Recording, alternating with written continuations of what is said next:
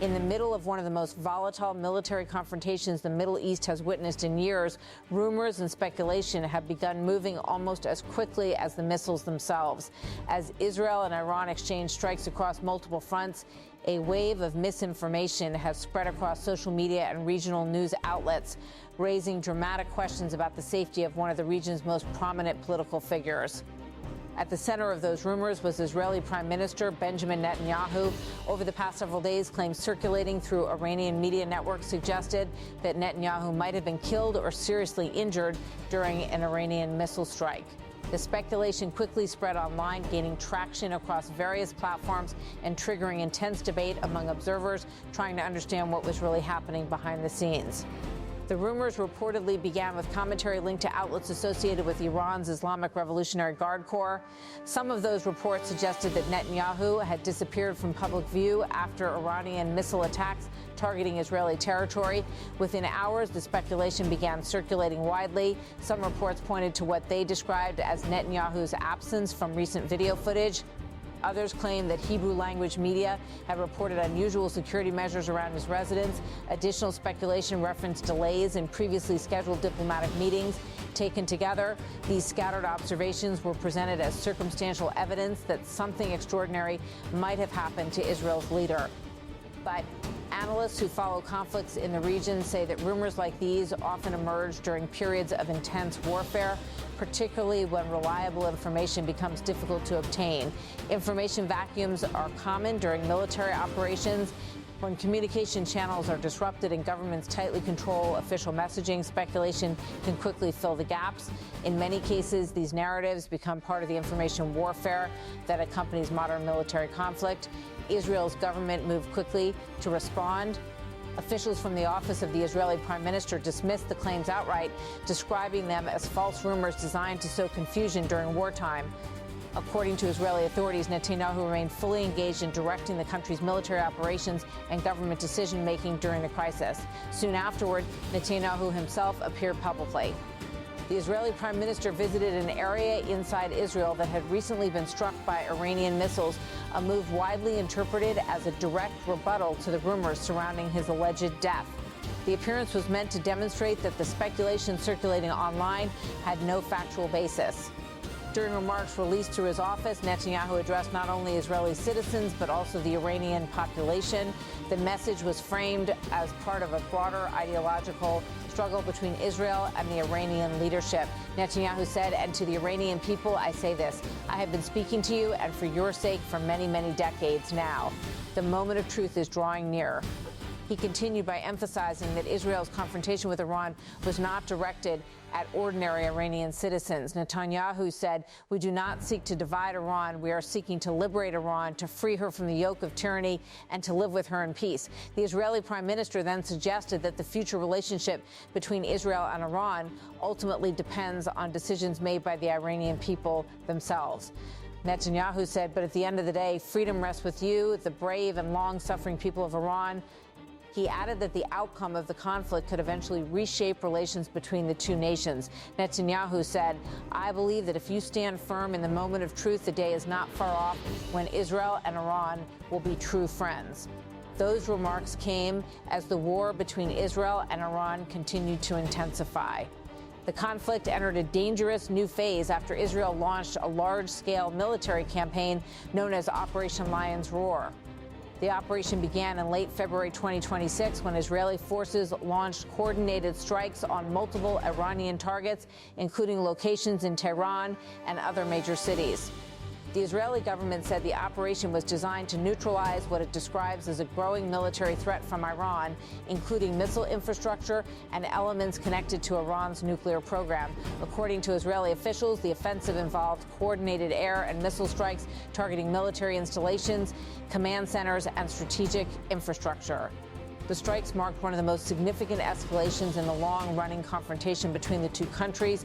Iran responded almost immediately.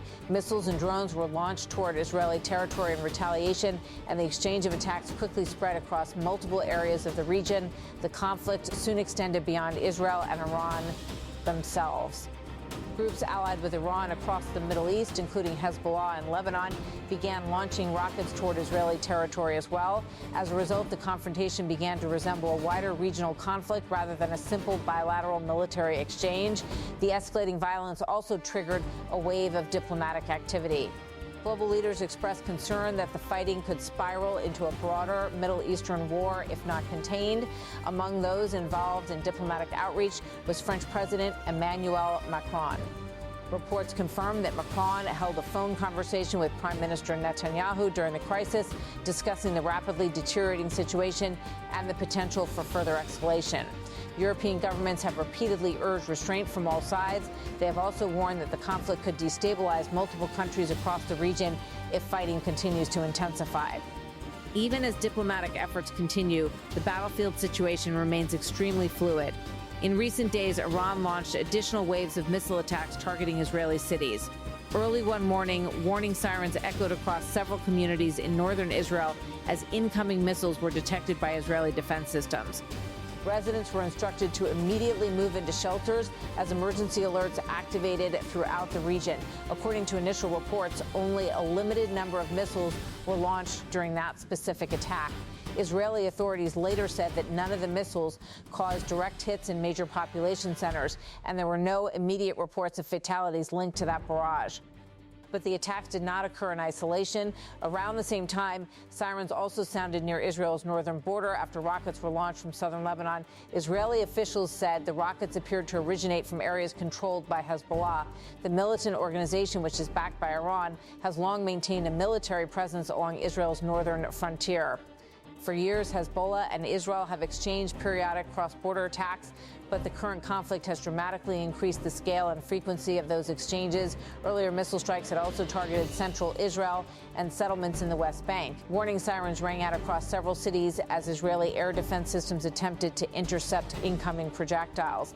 Although many missiles were intercepted, the repeated attacks have placed growing pressure on Israel's defensive infrastructure. Israel's missile defense network is considered one of the most advanced in the world. Systems such as Iron Dome and David Sling are designed to intercept rockets and ballistic missiles before they reach populated areas. However, military analysts note that even the most sophisticated defense systems can face challenges when confronted with large numbers of missiles launched simultaneously. If enough projectiles are fired at once, interception systems may struggle to neutralize every incoming threat. Footage from some impact zones has shown damaged buildings, shattered windows, and debris scattered across urban streets. Emergency crews have been seen moving through smoke-filled neighborhoods, searching for injured residents and assessing damage. During one wave of attacks, Israeli officials reported that some incoming missiles may have carried cluster-type warheads. Cluster munitions disperse multiple smaller explosive fragments over a wide area. Each fragment can detonate independently, increasing the potential for casualties and structural damage. Emergency responders reported several injuries after missile fragments landed in populated areas of central Israel. In Tel Aviv, a man in his 40s suffered serious injuries after being struck by shrapnel during one of the explosions. Elsewhere in the nearby city of Petah Tikva, another impact site left several people wounded. Among them was a 25-year-old man who was reported to be in moderate condition. Several other individuals received treatment for lighter injuries. Authorities said more than a dozen impact sites were reported during that particular wave of missile attacks. Police investigators later suggested that the pattern of explosions was consistent with the detonation of a cluster-type warhead. The missile barrages have also raised questions about the limits of Israel's defensive systems. Although the country's interception technology has prevented many attacks from causing large-scale destruction, the sustained volume of incoming missiles has placed enormous strain on those systems. According to Israeli officials, some days have seen multiple waves of missile attacks launched over several hours. On one particularly intense day, authorities reported 8 separate missile volleys targeting Israeli territory. The first attack reportedly began around 2 o'clock in the morning local time. Sirens sounded across northern, central, and southern Israel simultaneously. Residents were awakened by emergency alerts instructing them to seek immediate shelter. Families rushed into reinforced safe rooms, underground bunkers, and stairwells as missile interceptors streaked through the sky. Over the following hours, additional waves of missiles were launched. Each new barrage triggered another round of warning sirens, sending millions of civilians scrambling back into shelters. For many residents, the experience has become a daily reality. Schools have closed in several areas. Public events have been canceled. Daily routines have been repeatedly interrupted by emergency alerts warning of incoming attacks. Psychologists say the repeated alarms and uncertainty are placing significant emotional strain on civilians. Despite the ongoing attacks, Israeli leaders say their military campaign will continue. Officials argue that the objective of the operation is to significantly degrade Iran's military capabilities and reduce its ability to launch missile attacks against Israeli territory. Iranian leaders, however, have vowed to continue retaliating for Israeli strikes inside their country. The result has been an increasingly dangerous cycle of attack and counterattack. As the conflict moves into another phase, the border region remains on edge. Military operations continue across multiple fronts, stretching from Iranian cities targeted by Israeli airstrikes to Israeli communities repeatedly struck by missiles. Diplomatic efforts remain active behind the scenes, but the pace of escalation suggests that the confrontation could continue intensifying before any lasting resolution emerges. For millions of people living across the Middle East, daily life has already been transformed by the conflict. Air raid sirens, emergency shelters, and the constant possibility of missile strikes have become part of everyday reality. And for now, the skies above the region remain tense. Each new siren, each explosion in the distance is a reminder that the war between Israel and Iran is far from over.